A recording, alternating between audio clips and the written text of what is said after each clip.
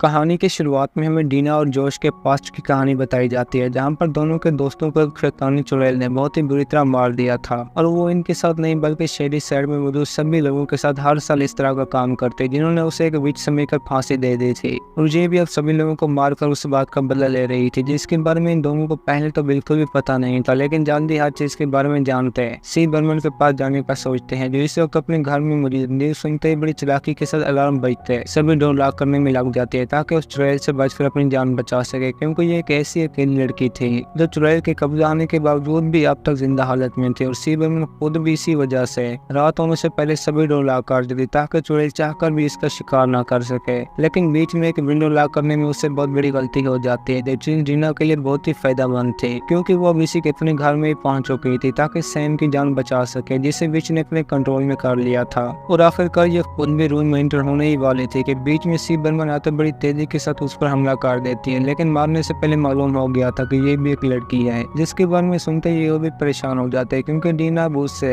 अपनी दोस्त की जान बचाने का कह रही थी, जो करने के लिए बर्मन तो बिल्कुल भी नहीं मानते, जिसे पता था कि ये वही लड़की है जिसने मुझे कॉल करने की भी बहुत कोशिश की। और ऊपर से इन दोनों के सैम को साथ ले आने पर और भी गुस्से में आ जाती है, क्योंकि वो नहीं चाहते थे कि इनकी वजह से मेरी जान भी खतरे में जाए। जिसके बाद डीना भी सी बर्मन को इमोशनल ब्लैकमेल करना शुरू कर देते हैं कि हमें अपने दोस्त की जान बचाने के लिए तुम्हारी मदद की बहुत ज़रूरत है, वरना हम इस सब में बिल्कुल भी कामयाब नहीं हो सकेंगे। जिसको रोता देखने के बाद बर्मन खुद भी उसकी बात मानने पर मजबूर हो जाती है, लेकिन सैम को दूर रहने का कहती है, जिसकी वजह से डीना जोश के साथ उसे एक रूम में लॉक करते बर्मन के पास पहुंच जाते हैं। जिसके बाद शुरुआत होती है खुद बर्मन की अपनी लाइफ की, जो इन्हें अपने सामने एक बुक दिखाते ही उसी के ऊपर कहानी बताने लगती है, जिसमें उसकी अपनी बहन के साथ बहुत सारी पिक्चर भी मौजूद थी, जिसे बीच ने एक ही हफ्ते में मार दिया था। और इसी के साथ हमें भी फॉस्ट में जाते बर्मन देखने को मिलती है, जिससे कुछ लड़कियां एक विच समय का तंग कर रही थीं। जिसके बाद भागते भागते आखिर में एक लड़की तो उसे मारकर बहुत बुरी तरह जख्मी भी कर देती है, जिसे बिल्कुल भी पता नहीं था कि ये मेरे साथ क्या करने वाली है, क्योंकि अब तो इन्होंने बर्मन को बांध भी उसी पेड़ के साथ दिया था जहाँ पर सारा पेड़ नाम की चुड़ैल दफन थी। और उसी वक्त बातों के दौरान बर्मन एक लड़की को थप्पड़ मारने पर और भी मुश्किल में फंस जाती है, जो पूरी तरह से एक साइको थी। और इस बात को बदल लेने के लिए वो बर्मन के हाथ को भी लाइटर के साथ बहुत बुरी तरह जलाना शुरू कर देती है, जिससे बीच में इनकी टीम के दो सीनियर देखते ही रोक लेते हैं। हालांकि इस समय गलती थी भी उन्हीं लड़कियों की, लेकिन साथ ही साथ वो बर्मन को भी वार्निंग दे देते हैं, जिससे उसे गुस्सा तो बहुत ही आता है, लेकिन निक के रोकने पर खामोश हो जाती है। और कर्ट खुद भी इन लड़कियों से बहुत परेशान हो गया था, जिसके बाद निक भी बर्मन को खामोश रहने का कहता है कि एक ट्रिप में इस तरह की बातें तो होती ही रहती हैं, लेकिन बर्मन पर किसी भी बात का असर नहीं होता, जहाँ पर सभी के सभी शेडी साइड और सनीवेयर स्टूडेंट एक साथ एंजॉय करने में मसरूफ थे और सभी एक साथ लग भी बहुत खुश ही रहे थे, जिन्हें एक लड़की रात टाइम की गेम के लिए तैयार कर रही थी, जो दोनों स्कूल के बच्चों के दरमियान होगी। जिस सब की खबर बर्मन की बहन गिजी को भी नहीं थी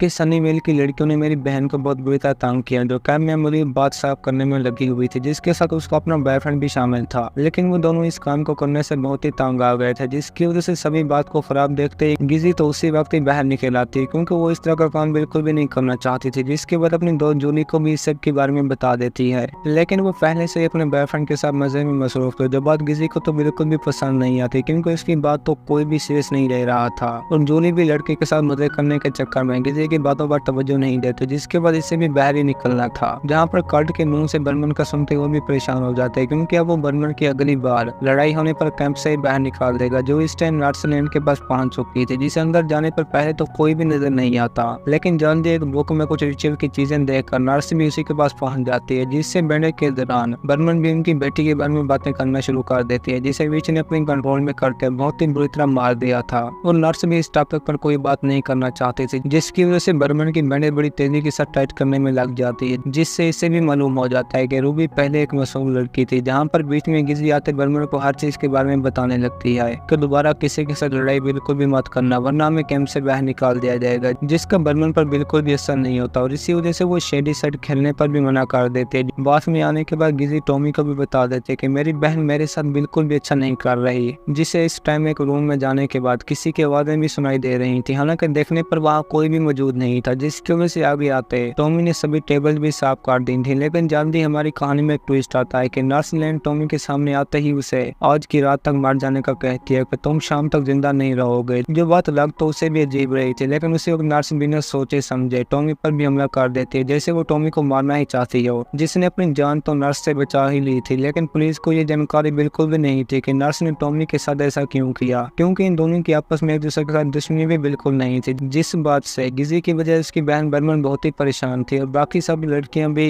इस सब के बाद बर्मन को और तंग करने लग जाती हैं। ये बात निक को तो बिल्कुल भी पसंद नहीं आती, क्योंकि वो जानता था कि बर्मन एक ऐसी लड़की नहीं है जिसे बीच में पुलिस अफसर भी ये कहकर चला जाता कि तुम फ्यूचर में बहुत अच्छे पुलिस अफसर बनोगे। और ये सभी दोस्त भी खाने की टेबल पर बैठकर इस सब के बारे में बातें करना शुरू कर देते हैं कि ये सब कुछ एक विच की वजह से हुआ है, जिस बात पर टॉमी को भी पूरी तरह यकीन था। लेकिन गिवी को ये सभी बातें एक मजाक लग रही थी और वो बीच में सभी बच्चों को मुकाबले के बारे में बातें करता देखते ही चेयर से उठकर बाहर पहुंच जाती है, जहाँ पर एक लड़की तो कार्ड के ऊपर भी बहुत बुरी तरह लटू थी, जिसकी वजह से बर्मन और गिजी की अंदर ही आपस में बहस हो जाती है, क्योंकि गिजी अब नर्स लेन का टॉमी पर हमला ड्रग्स लेने की वजह से सोच रही थी। लेकिन बर्मन को पूरा यकीन था कि ये बीच का काम है। और इसी बीच बर्मन की बातों को सुनकर गिजी बहुत दुखी भी हो जाती है, जैसे वो उसकी लगती ही कुछ ना हो। जिनकी सुबह होते पार्टी और गेम भी शुरू हो जाती है, जहाँ पर सभी शेडी साइड और सनी वेल्स ट्रू ने एक दूसरे के साथ बहुत ही हैप्पी थे। और उन्हीं में से टॉम भी बस अपनी टीम को फ्लैग देकर बताने ही वाला था कि बीच में उस पर भी विच का असर होने लगता है, जिसके बारे में बच्चे तो पूरी तरह से अनजान थे। और ये चुड़ैल मारते भी शेडी साइड वाले ही लोगों को थे, जिसके बाद गिजी ने भी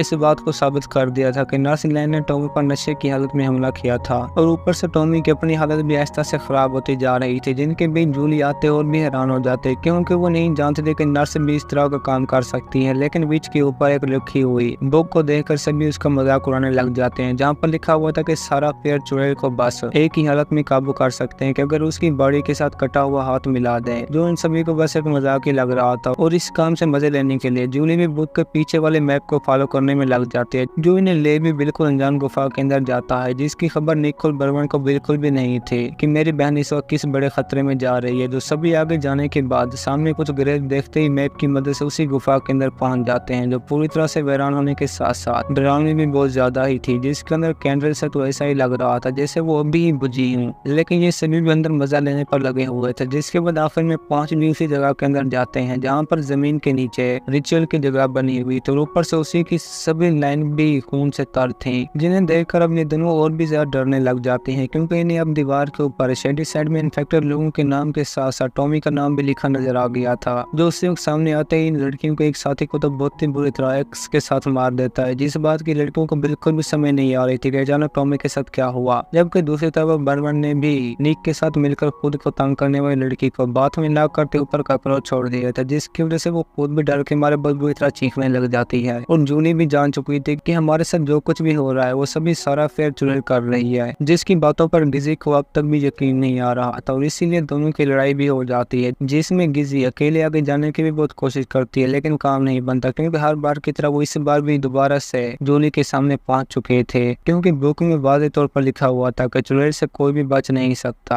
और ऊपर से इन्हें बाहर जाने का भी कोई रास्ता नहीं मिल रहा था। जिस बात को स्कूल के कुछ बच्चे बस एक मजाक ही समझ रहे थे, लेकिन ऐसा बिल्कुल भी नहीं था, जिसकी वजह से एक बच्चे के बाहर हालात देखने पर जाते पीछे टॉमी भी वहीं पर पहुंचकर सभी बच्चों को एक साथ मार देता है, जिसके बारे में निक को बिल्कुल भी खबर नहीं थी। जूली के साथ खुद भी एक रूम में बस बातें ही कर रहा था कि बीच में टॉमी वहां पर भी पहुंच जाता है। जैसा कि आपको मालूम था कि ये सभी कीड़े बस शेडी साइड वाले लोगों को ही मारने में लगे हुए थे, जिसने ऊपर से बर्मन पर हमला भी कर दिया था। लेकिन बीच में निक के आने पर उसकी जान तो बाजी जाती है, लेकिन ये खुद भी बहुत बुरी तरह जख्मी हो गया था। जबकि दूसरी तरफ गिजी और जूली की हालत भी कुछ अच्छी नहीं थी, जो इसी गुफा से बाहर निकलने के चक्कर में एक ऐसे रूम के अंदर पहुंच जाती हैं, जहां पर विच के कंट्रोल में बनने वाले लोगों की डेड बॉडीज मौजूद थी, लेकिन अभी तक भी उनके हार्ट जिंदा हालत में थे, जिसमें एक को छूते जूली को भी उन्हीं के किए हुए मर्डर दिखने लग जाते हैं। जिसके बाद तो बस थी भी मौत, क्योंकि अब जूली फेस टू फेस उन्हीं लाशों को देख रही थी, जिसकी खबर निक के भाई को अब तक भी नहीं थी, जो अपनी गर्लफ्रेंड के साथ अब तक भी बस मजे ही ले रहा था। लेकिन कल्ट के जाने के बाद टॉमी छोड़ता उसे भी नहीं, क्योंकि वो लड़की जो ही अपने रूम से बाहर देखती है तो पीछे किलर ने उसे भी आकर मार दिया था, जिनकी दूसरी साइड पर डेड बॉडी से डरकर भागते जूली का पाँव भी टूट गया था और गिजी के पास भी उसे सहारा देने के सिवा कोई चारा नहीं था, जिसके पाँव पर उसने बैंडेज तो कर ही दी थी, लेकिन जूली के लिए चल पाना बहुत ही मुश्किल था। और इसी वजह से गिजी अपनी लाइफ के बारे में बताना शुरू कर देती है कि किस तरह उनके फादर ने दोनों बहनों को छोड़ दिया, जिसके बाद अपने बात में मौजूद वेस्ट मटेरियल देखते ही जान जाते कि हम बहुत ही करीब हैं। जबकि निक ने भी बाहर मौजूद सभी बच्चों को एक साथ इकट्ठा कर लिया था ताकि उनकी जान बच जाए। और ऊपर से बर्मन की भी बात में लाक की हुई लड़की के साथ फाइट हो जाती है, जिसे वो आखिर में बेहोश करने के बाद जाना ही वाली थी कि बीच में बात की विंडो से नीचे देखने पर इसके भी होश उड़ जाते हैं, क्योंकि नीचे गिजी और जूली थी, जबकि निक ने भी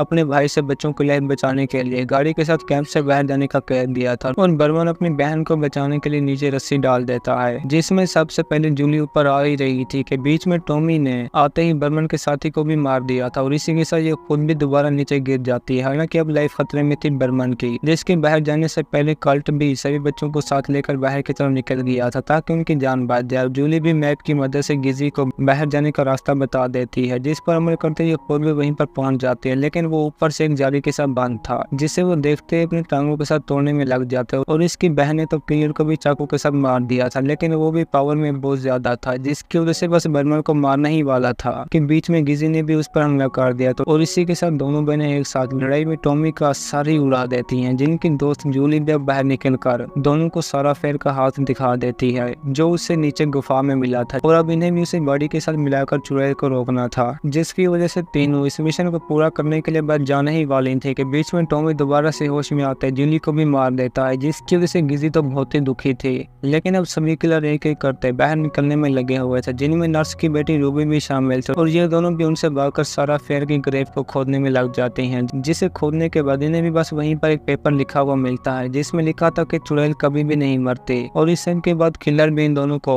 वहीं पर बहुत बुरी तरह मार देते हैं। जहाँ पर कुछ टाइम के बाद वापस आता निक ने बर्मन को तो बचा ही लिया था, लेकिन गिजी की तब तक डेथ हो चुकी थी और ऊपर से बर्मन भी मरने के बाद दोबारा जिंदा हुए थे और वो इस बारे में सभी को बताने भी लगती है कि ये काम सारा फेयर का है, लेकिन कोई भी इस बात पर यकीन नहीं करता, हालांकि निक खुद भी नहीं करता। और अब तो डीना भी ये सारी कहानी सुनने के बाद बर्मन को मदद करने का कहती है, क्योंकि वो जानते थे कि सारा फेयर की बॉडी इस वक्त कहाँ पर मौजूद है। जिसके बाद बर्मन से हाथ के बारे में पूछते ही शेडी साइड के माल में पहुंच जाती है, जो इन्हें अंदर बने एक बगीचे में मिल भी जाता है। जिसके बाद की बारी थी बॉडी की, जहाँ पर पहुंचते डीना अपने भाई को गाड़ी में रोकते हैं, खुद बाहर निकलकर बॉडी के साथ हाथ अटैच कर देती है और इस सब के होते ये खुद भी सारा फेयर के टाइम में पहुंच जाती है, जहाँ पर लोग उसे फांसी दे रहे थे। और इसी के साथ हमारी भी आज की ये कहानी खत्म होती है। दोस्तों, अगर आपको हमारी कहानी पसंद आई हो तो वीडियो को लाइक और चैनल को सब्सक्राइब जरूर कीजिए।